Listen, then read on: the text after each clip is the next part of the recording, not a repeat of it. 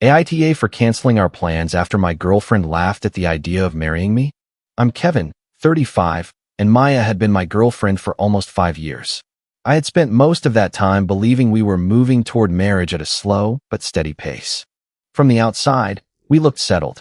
We shared a lease that was coming up for renewal. We split groceries, had favorite takeout places, and knew which side of the bed the other person would claim in any hotel room. I knew Maya's coffee order well enough to bring it home without asking. She knew I hated cilantro and would pick it out of anything we ordered before handing me the container. We also had a vacation coming up that Maya kept calling our future trip. It was a little under $10,000 before refunds, and I had paid the larger share because she said she was covering several other expenses that month. I had booked flights, a hotel, and a few activities she had sent me late at night with messages like, "This is what married people do, Kev. They make memories." That word, married, always seemed easy for her when she wanted me to put down a deposit. It became harder when I wanted to talk about actually getting married. Whenever I tried to ask what timeline felt right to her, Maya would smile, kiss my cheek, and say, "Why do you make everything sound like a mortgage meeting?" Sometimes she would call me predictable. Sometimes she called me the adult choice. For a long time, I took that as a compliment. Maya was more spontaneous than I was. She would decide at 6 in the evening that we needed to try a new restaurant across town or buy concert tickets for a band neither of us listened to.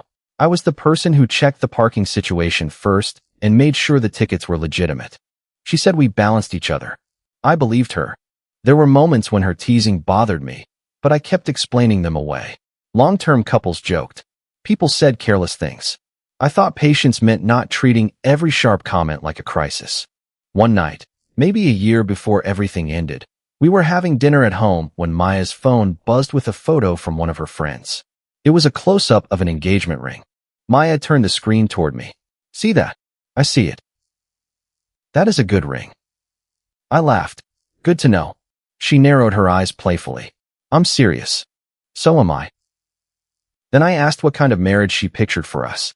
Not the wedding, not the ring, the marriage. She stared at me for 2 seconds before reaching across my plate and stealing one of my fries. "You're sweet," she said, "but you make everything so intense." I asked one question, and I'm eating one fry. That was how a lot of our serious conversations ended. She would turn them into jokes, affection, or complaints about timing. I told myself she was nervous because marriage was a big subject. I did not ask myself why my discomfort always had to be smoothed over, while hers was treated like a command to stop. About 3 months before Jenna and Noah's engagement dinner, I started planning my proposal. Jenna was Maya's best friend. Noah was Jenna's boyfriend then, and I had known him through them for several years. We were not especially close, but we got along. He was quieter than Jenna, which probably explained why we often ended up talking while Maya and Jenna dominated the room. I did not tell Jenna every detail, but I made the mistake of asking one general question about Maya's ring preferences. I said I was thinking seriously about the next step and did not want to choose something Maya would hate. Jenna's eyes lit up. "Oh my God," she said. "Finally. Keep it quiet." Obviously. I should have known obviously meant she would tell Maya before I got home. At the time, though, I thought I was being careful. I booked an appointment with a jeweler and paid a small deposit. I reserved a private table at a restaurant Maya loved for the following month. I chose a date that was not her birthday, not a holiday, and not connected to anyone else's celebration. I wanted it to feel like ours. The lease renewal email arrived during the same week. The property manager asked whether both tenants intended to renew for another year. We had a little time before the deadline, so I did not sign immediately. I wanted the proposal to happen first. Not because I was using the lease as leverage, but because renewing another full year felt like something we should do with clear intentions. The trip was scheduled after that. Most of it was refundable until a specific date. I put that date in my calendar because I am exactly the kind of person Maya used to make fun of for putting refund deadlines in a calendar. I had a ring appointment on Tuesday, the proposal dinner reserved for the following Saturday, and a ridiculous amount of nervous energy I kept pretending was excitement. Then Jenna and Noah got engaged. Noah proposed during a weekend trip, and Jenna organized a dinner the following Friday with a small group of friends. She wanted the kind of evening where everyone dressed up, took photos, and toasted them under warm restaurant lighting. Maya spent more time deciding what to wear to that dinner than she had spent discussing our lease. She came out of the bedroom in a dark green dress and asked, "Too much? You look great." That wasn't the question. "It's not too much." She smiled. "Good answer." On the drive over, she talked about Jenna's ring. She knew the stone shape, the setting, and how long Noah had apparently saved for it. "I'm happy for them," she said, "but I would have picked a different band." "You've mentioned that." "I'm just saying details matter." "I know." She glanced at me. "Do you?" There was a playful tone in her voice, but I felt my stomach tighten. I assumed it was proposal nerves. I thought maybe she had guessed something. The restaurant was crowded, but Jenna had reserved a long table in a quieter back section. There were candles and small glass holders, champagne flutes, and a centerpiece that looked more expensive than it probably was. Jenna held her left hand at an angle in nearly every photo. The evening started well. Noah told the proposal story. Jenna corrected him 4 times. Maya laughed and took pictures. I congratulated Noah and meant it. At one point, he leaned toward me and said quietly, "You doing okay?" Why wouldn't I be? He looked like he might say something else, then shook his head. No reason. I remember that moment because later I wondered whether he already knew what Maya had been saying. Dinner arrived. People ordered another round. Jenna's younger cousin asked who in the group would get engaged next. Someone pointed at us. Maya gave a bright little laugh. Jenna looked straight at me. "So, Kevin, when are you finally making it official?" The table turned toward me. I felt exposed, but not angry. I had been planning to propose within weeks. For one second, I thought the moment might become one of those affectionate jokes couples tell later. I smiled and said, "Guess you'll find out when you find out." Jenna looked at Maya. "Would you even say yes?" Maya lifted her glass. "I'd say yes to the ring before I said yes to him." The sentence landed harder because she delivered it so easily. There was a pause. Not a long one. Maybe 2 seconds. But everyone heard it. Jenna laughed first. "At least he's reliable," she added. A couple of people gave uncomfortable smiles. Noah stared at his plate. Someone reached for a water glass. I looked at Maya. I did not glare at her. I did not ask what was wrong with her. I just waited for her to see my face and fix what she had done. She rolled her eyes. "Don't make that face," she said. "You know I'm kidding." Was it funny? Her smile tightened. "Oh, come on." Jenna leaned back in her chair. "This is why women can't be honest around sensitive guys." Noah said, "Jen." "What?" It was a joke. Maya put her hand on my forearm as if I were the one making the table uncomfortable. "Relax, Kev." That touch did something the comment had not. It made the whole pattern line up in my head. Predictable. The adult choice. Safe. Basically married whenever a bill needed paying. Too serious whenever I wanted clarity. I picked up my napkin, folded it once, and set it beside my plate. Maya frowned. "What are you doing?" "Getting my check." Her hand dropped from my arm. "Seriously?" I signaled the server when she passed. I asked for my food and my drink on a separate check. The server looked between us and asked, "Everything okay?" "Yeah," I said.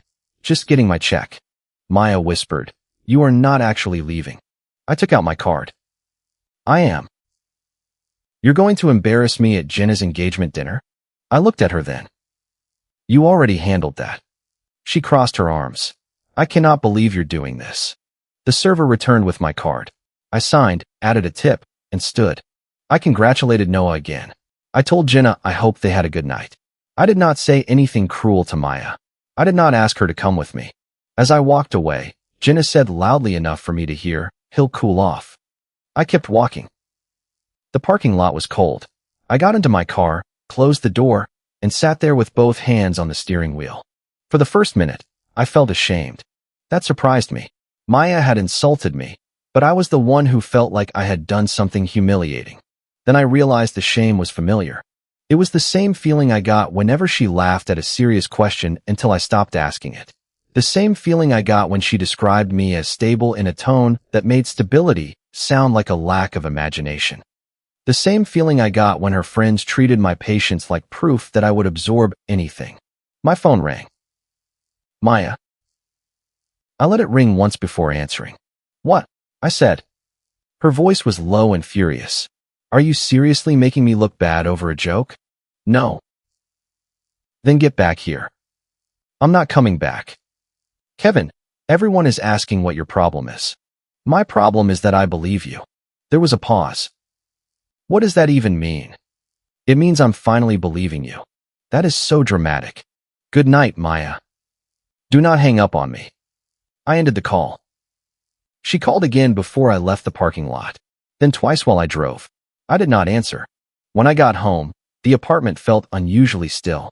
One of Maya's sweaters was hanging over the back of a dining chair. Her shoes were by the door. A half-empty bottle of sparkling water sat on the coffee table. 5 years does not disappear in a dramatic flash. It stays around you in ordinary objects. I sat down at the dining table and opened my laptop. The ring appointment confirmation was the first email I found. I stared at it for a while. The jeweler had a cancellation policy. Because I had not selected or purchased the ring yet, the appointment deposit could be refunded. I clicked cancel, filled out the form, and received a confirmation less than a minute later. Then I canceled the proposal dinner reservation. That one did not cost anything. The restaurant sent an automated email saying the reservation had been released. The lease was next. I did not cancel an active lease or try to force Maya out. Our current term was still valid. The renewal simply required both signatures, and neither of us had signed. I emailed the property manager to say I would not be renewing jointly and asked what steps were available when the current term ended. Then I opened the trip booking. Canceling it hurt in a different way.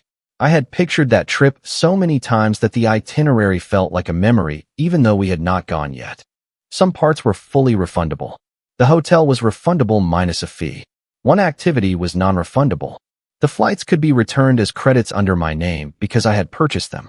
After fees and the non-refundable portion, I recovered most of what I had paid, but not all of it. I did not touch money that belonged to Maya.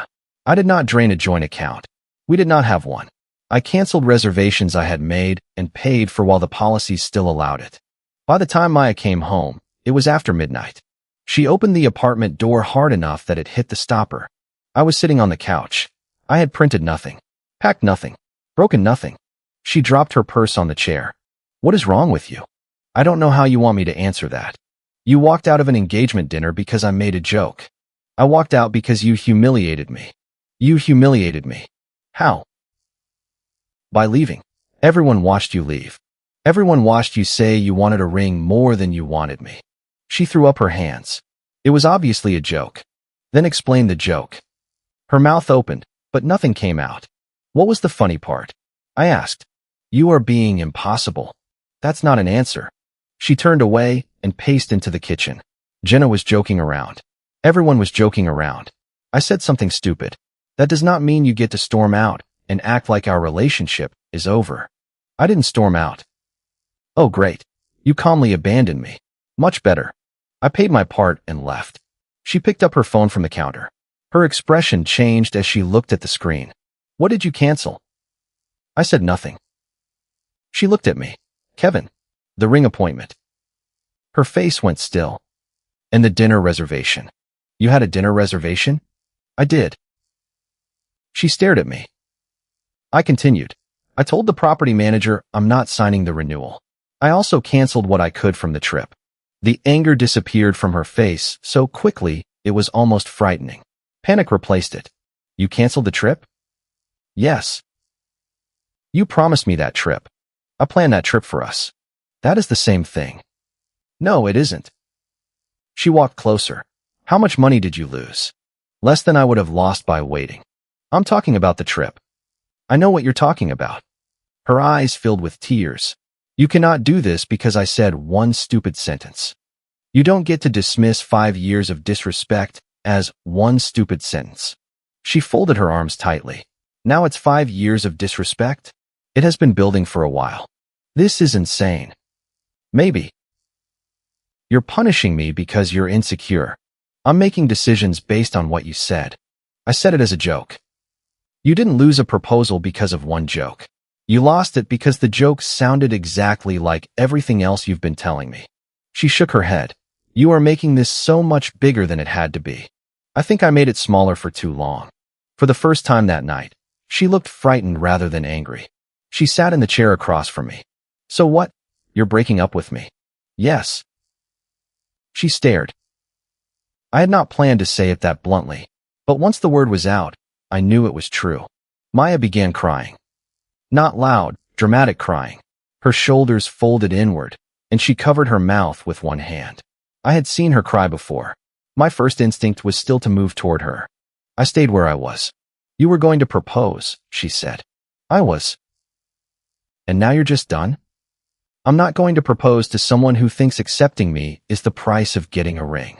That is not what I think. It is what you said. I told you I was joking. And I told you I believe you. She slept in the bedroom that night. I took the couch. Neither of us slept much. The next morning, I woke to a voicemail she had left while I was in the shower. It started angry. You need to stop acting like this is normal. People do not cancel their entire future because their girlfriend makes a bad joke.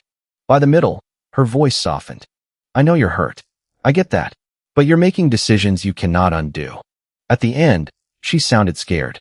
Please don't tell people about the proposal. I don't want everyone thinking I ruined it. Even then, her concern was the story. Not what she had done. Not what I had felt. The story. We spent that weekend in the same apartment, but mostly in different rooms.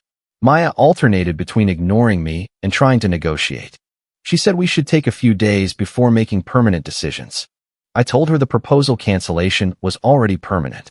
She said the trip could be rebooked. I told her I would not rebook it. She asked whether I expected her to cover the lease alone. I reminded her we still had time before the current lease ended and that she could make her own plans.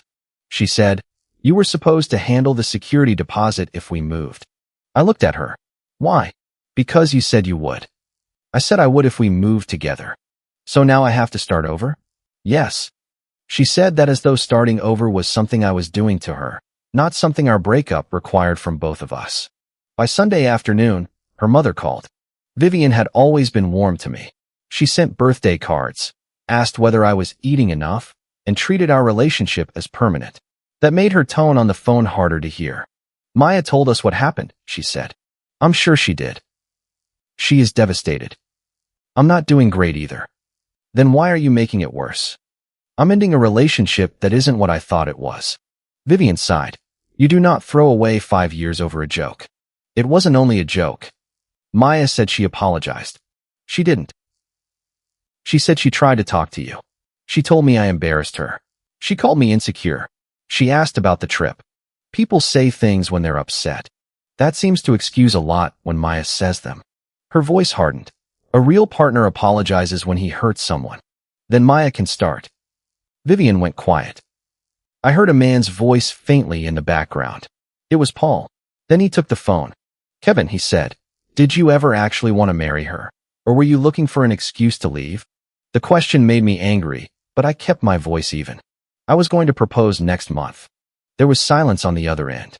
Paul said, then I don't understand. I know. You canceled everything the same night? Yes. That sounds impulsive.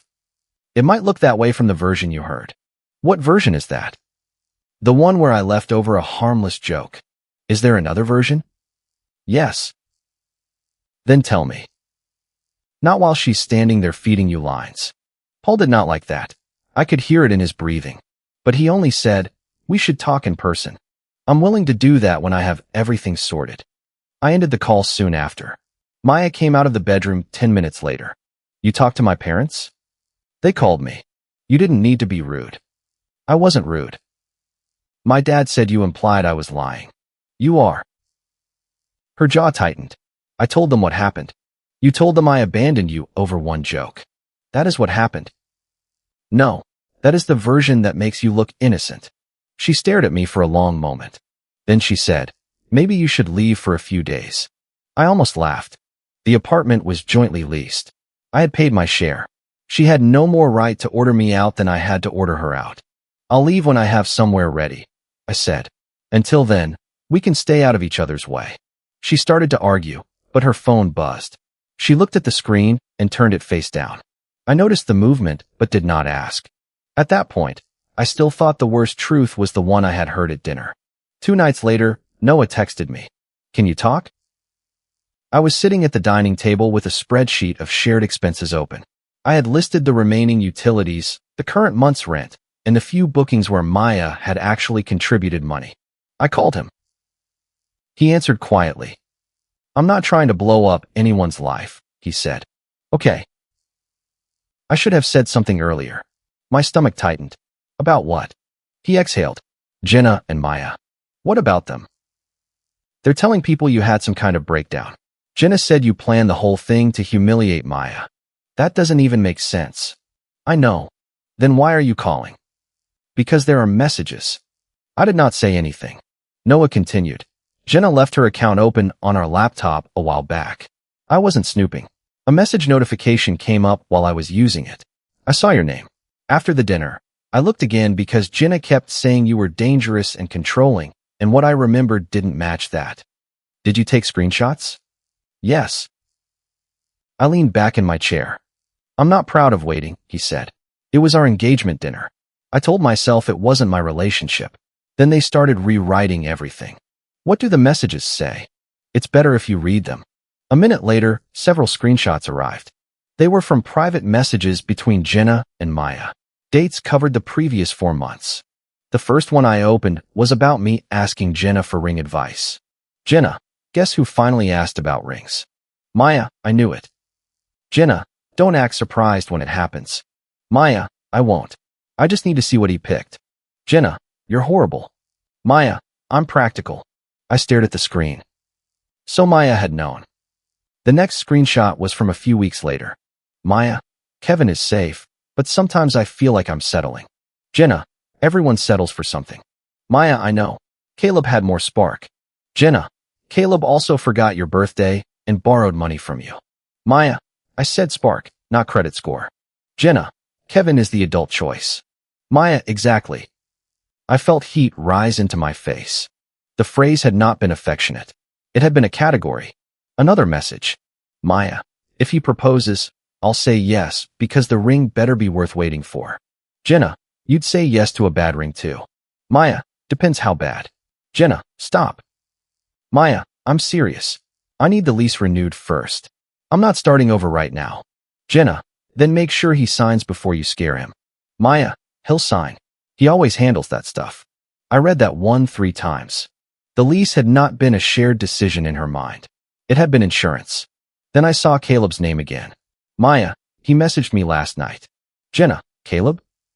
"Maya, yeah." "Jenna, and Maya, nothing happened. We just talked." "Jenna, does Kevin know?" "Maya, why would he need to?" "Jenna, because you still think about him." "Maya, thinking isn't cheating." "Jenna, what did you tell Caleb?" "Maya, that I'm not engaged yet." "Jenna, yet?" "Maya, relax. Kevin will be fine either way." I stopped reading. For several minutes, I sat with my phone in my hand and listened to the refrigerator turn on and off. Maya was in the bedroom. I could hear a drawer opening. 5 years of ordinary sounds surrounded me while the relationship collapsed on a 6-inch screen. Noah called again. "I'm sorry," he said. "Did Jenna know Maya was talking to Caleb?" "Looks like it." "Did you know?" "Not until I saw the messages." "Why did you ask if I was okay at dinner?" He hesitated. "Before dinner, Jenna told me Maya knew you were planning something. She said Maya wanted to make you sweat." I closed my eyes. "The joke wasn't accidental," I said. "I don't know if they planned the exact words. But they knew." "Yes." "Anything else?" "There are a few more screenshots. Some are just them making fun of you. I didn't send all of those. Send anything related to the proposal, lease, trip, or Caleb." "Okay." Then he said, "Kevin, I stayed quiet when it was ugly. I can't stay quiet while they rewrite it. You should have told me earlier." "I know." I did not thank him like he was a hero. He had waited. He had protected his own comfort until the lie got too large. But he had still sent the truth when doing so could damage his own engagement. That mattered. More screenshots came through. One mentioned the trip. "Maya, if the trip is as good as he says, maybe I'll come back ready to be somebody's wife." "Jenna, that sounds healthy." "Maya, don't judge me. You got your ring." Another was a short exchange about Caleb. "Caleb, heard you might be getting engaged." "Maya, might be." "Caleb, congrats, I guess." "Maya, I'm not engaged yet." "Caleb, you happy?" "Maya, ask me after I see the ring." That exchange was not proof of a physical affair. I had no reason to invent one, but it was enough. She had kept the door open, and she had made my proposal part of a competition I did not know I was in. I did not confront her that night. That surprised even me. I wanted to walk into the bedroom, hold up my phone, and ask how many times she had looked me in the eye while calculating whether I was worth staying with. But anger was exactly what she had already told people to expect from me. So I did something much less satisfying in the moment and much more useful later. I documented everything. I saved Noah's messages and screenshots. I exported the cancellation emails. I downloaded the lease renewal email showing that neither signature had been submitted. I gathered the booking receipts and refund confirmations from the trip. I saved the ring appointment cancellation and the return deposit notice. I also took screenshots of my own conversation with Maya after dinner. There was no apology in it. There were messages saying I was insecure, dramatic, cruel, and selfish. There were messages asking whether the hotel could still be rebooked. There was one that said, "You can't take away my entire future because your feelings got hurt." I read that sentence slowly. My future. Not ours. Hers. I printed a few relevant pages and put them in a plain envelope. No giant stack. No speech prepared. No plan to post anything online. I did not want revenge in the form of public humiliation. I wanted protection from the story she was building. The next morning, I emailed Maya a simple expense breakdown. Current rent, split according to our normal arrangement. Utilities, split through the move-out date. Trip, refund to her only for the amount she had actually contributed toward refundable bookings, with receipts attached. Non-refundable activity, I would absorb the loss because I had booked it. Security deposit, to be addressed according to the lease and property manager's instructions. No estimated emotional value. No argument over gifts. No demand that she repay money I had voluntarily spent during the relationship. She responded within 10 minutes. "This is cold." I wrote back, "It is clear." She replied, "You're treating me like a business transaction." I wrote, "I'm separating shared expenses after a breakup. That requires numbers." Then she called. "Who sent you something?" she asked as soon as I answered. I had not mentioned the screenshots. "What are you talking about? You're acting different." "I ended the relationship 4 days ago." "No, this is different. You're too calm." That almost made me smile. "Would you prefer I scream?" "I would prefer you act like a human being. I'm trying to end this without creating more damage." "You already created damage. I know about Caleb." Silence. It lasted long enough that I could hear her breathing change. Then she said, "What about him? You told him you weren't engaged yet. Who sent you that?" "So it's real." I asked who sent it. "That wasn't my question." She lowered her voice. "Did you go through my phone?" "No." "Then how did you get private messages?" "They were sent to me." "By who?" "I'm not discussing Noah with you." That was enough for her to understand. She said, "That little coward. He waited too long. He still told the truth before you finished lying about me." "I did not lie. You told your parents I abandoned you over a joke." "You did. You knew about the proposal. You wanted to judge the ring, secure the lease, take the trip, and then decide whether you were still settling." She inhaled sharply. "Those were private conversations. They were honest conversations. Just not with me. You don't get to use things I said when I was confused against me. I'm not using them against you. I'm making decisions with information you hid. I never cheated on you." "I didn't say you did." "Then stop acting like Caleb matters. He matters because you treated him like an open exit while treating me like a safety net. That is not fair. Neither was letting me plan a proposal you were privately evaluating like a benefits package." She started crying. "I was scared," she said. "I believe you. Marriage is scary." "Yes." "I didn't know how to say it. You knew how to say I was safe. You knew how to say you might be settling. You knew how to tell your ex you weren't engaged yet. I didn't mean those things the way they sound. They sound like the way you acted." She hung up. That afternoon, Vivian texted me an invitation to dinner at their house. "We need to talk like adults. Maya is falling apart." I almost declined. Then I thought about the calls, the messages, and the version of events already moving through her family. I did not owe them a trial, but I did owe myself one clean chance to end the pressure. I replied that I would come for one conversation about the breakup and shared logistics. Nothing else. The dinner was 2 nights later. Maya had been staying with her parents by then. I had moved some of my personal things into a friend's spare room while arranging a longer-term place. We still had access to the apartment, but I no longer slept there. When I arrived, Vivian opened the door with a tight expression. She did not hug me. Paul was already at the dining table. Maya sat across from him with red eyes and no makeup. She looked smaller than usual. For 1 second, I felt the urge to abandon the whole conversation and comfort her. Then I remembered the message. Kevin will be fine either way. I put the plain envelope beside my plate and sat down. Vivian had made chicken, roasted vegetables, and rolls. The food stayed mostly untouched. For the first 10 minutes, everyone tried to behave as though this were a normal family dinner. Paul asked about traffic. Vivian asked whether I wanted water. Maya stared at her plate. Then Vivian folded her napkin. Kevin, we asked you here because this has gone far enough. I looked at her. What does that mean?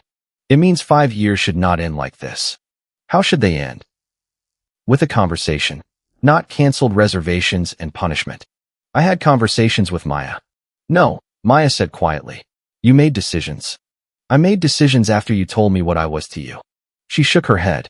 That is not what happened. Vivian put a hand on Maya's shoulder. Maya made a bad joke, she said. She knows that. You left her at a restaurant, humiliated her, canceled a trip she had planned around, and refused to renew the home you shared. That is not a reasonable response. I did not cancel her home. I declined to sign another lease. You knew she depended on you. For what? Vivian looked offended. For stability. There it was again. Paul leaned forward slightly. I asked you this on the phone, he said. Did you ever actually want to marry her? Yes. Then why didn't you give her a chance to apologize? Maya spoke before I could. I tried. I looked at her. What was your apology? I told you I was joking. That isn't an apology. I said I was sorry you took it that way. That isn't one either. Vivian sighed. You're being technical. No, I'm being accurate. Maya's eyes filled again. You wanted me to beg, she said. No. You wanted to punish me until I begged. I canceled plans that depended on us being together. You canceled my trip. Our trip. You knew how much it meant to me. I knew you called it our future trip whenever you wanted me to pay for something. Vivian looked at me sharply. That is cruel. It is documented. Maya's head lifted. I rested one hand on the envelope. She saw it. What is that? I looked at Paul and Vivian. You have both heard Maya's version. She says I ended 5 years because of one joke. Before you pressure me to apologize again, you should see why I walked out. I slid the envelope toward Paul. Maya reached for it, but Paul took it first. Dad, don't. He looked at her. Why? Those are private. Paul opened the envelope. The first page was a short timeline.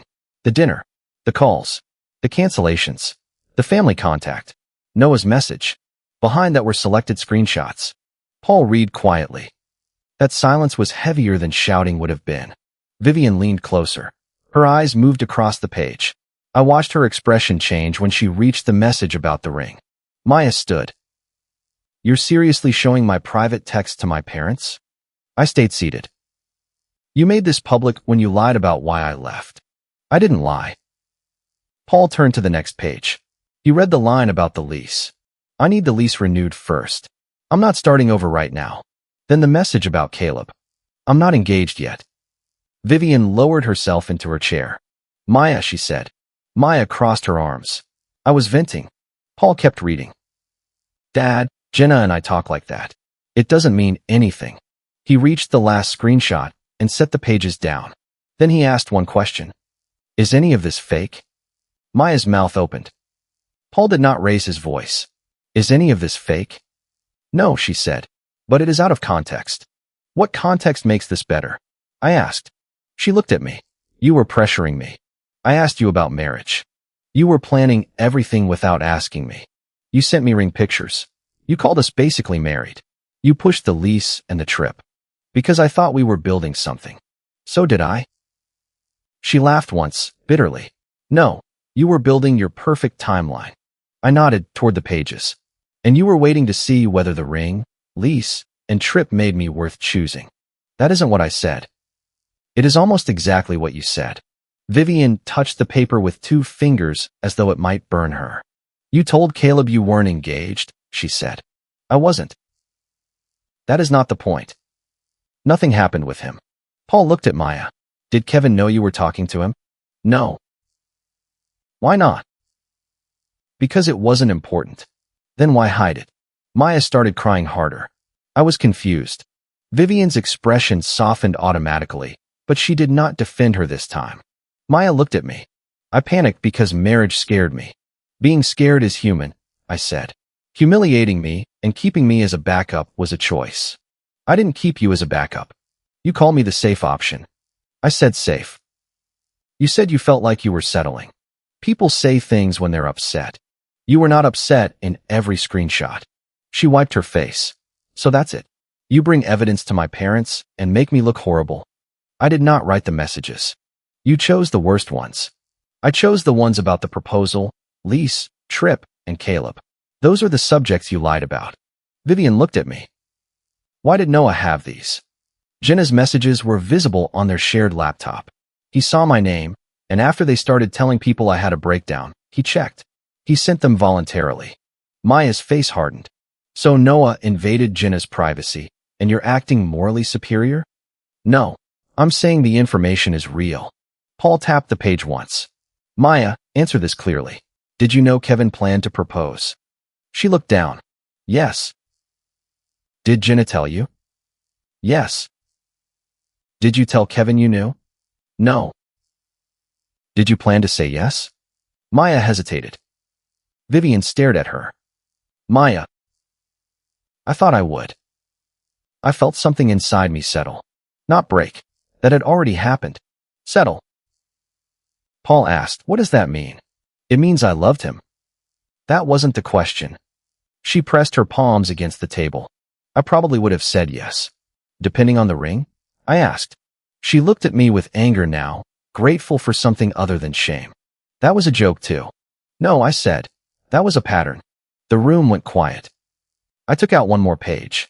It was the expense breakdown. I'm not here to punish Maya, I said. I'm here because I will not keep being pressured based on a false story. The current lease remains in effect until the end of the term. I will pay my share. I am not signing a renewal. I refunded Maya's contribution to the refundable part of the trip. The receipts are attached.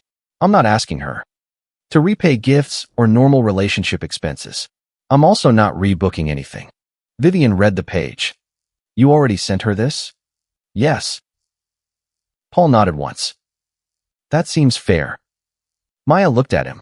You're taking his side? I'm looking at facts. I'm your daughter. That does not make the messages fake. She pushed her chair back. You all wanted me to get married. Now he walks away, and somehow I'm the only bad person here. Vivian said, no one said you're the only bad person. Really? Because he gets to sit there like some calm judge while everyone reads my private conversations. I stood. I'm not judging you. I'm ending the relationship. You already did that. Yes. Then why come? Because your family kept calling me to demand an apology. Now they know what they were asking me to apologize for. Maya stared at me. For a moment, she looked furious enough to throw something. Then the anger collapsed. Did you ever love me? She asked. Yes. Then how can you be so cold? I am not cold. I am careful. That's worse. Maybe to you. I picked up my keys. Vivian said my name. I paused. Her voice was quieter. I'm sorry I called you before I knew everything. I nodded. Paul gathered the pages back into the envelope. I'll make sure these stay here, he said. I have copies. Maya gave a broken laugh. Of course you do. I saved evidence after you started telling people I was unstable. I never called you unstable. Jenna did. She was defending me. Noah has seen how Jenna defends people. That landed. Maya looked toward the hallway as though Jenna might somehow be there. I left without finishing dinner. The fallout did not explode all at once. It spread through ordinary conversations. Noah called me the next morning. Jenna knows I sent them, he said. How did that go? Badly. He sounded exhausted. She says I betrayed her. You did access private messages. I know. I'm not going to tell you that part was fine. I know. What happens now? He was quiet for a moment. I asked her whether she talks about me the way she talks about you. What did she say? She said it was different. That's not an answer. No. Their engagement did not immediately end, but it stopped looking effortless. Noah moved out for a while. He later told me they started counseling because he no longer trusted the way Jenna turned cruelty into entertainment and loyalty into secrecy. Jenna sent me one message. Congratulations. You ruined 2 relationships because you couldn't take a joke. I did not respond. Maya's contact with Caleb ended in a much less dramatic way.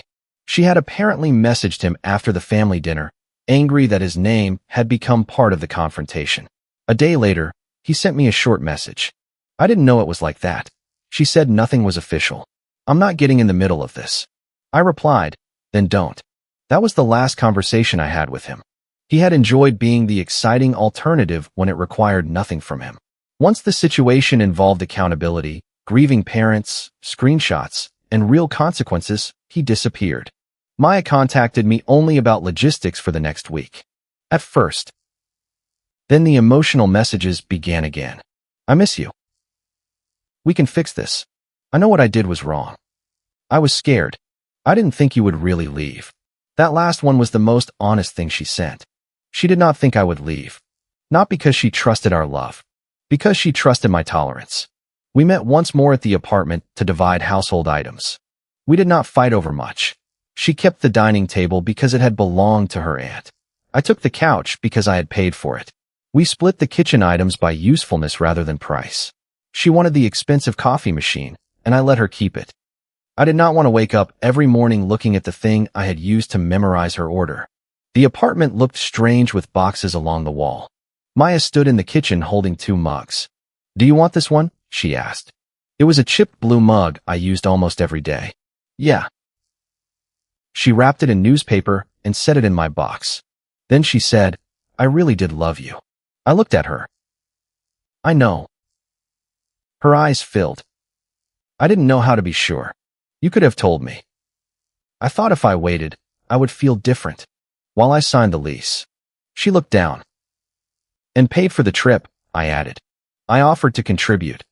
You contributed some. I'm not saying you paid nothing. Then stop making me sound like I used you for money.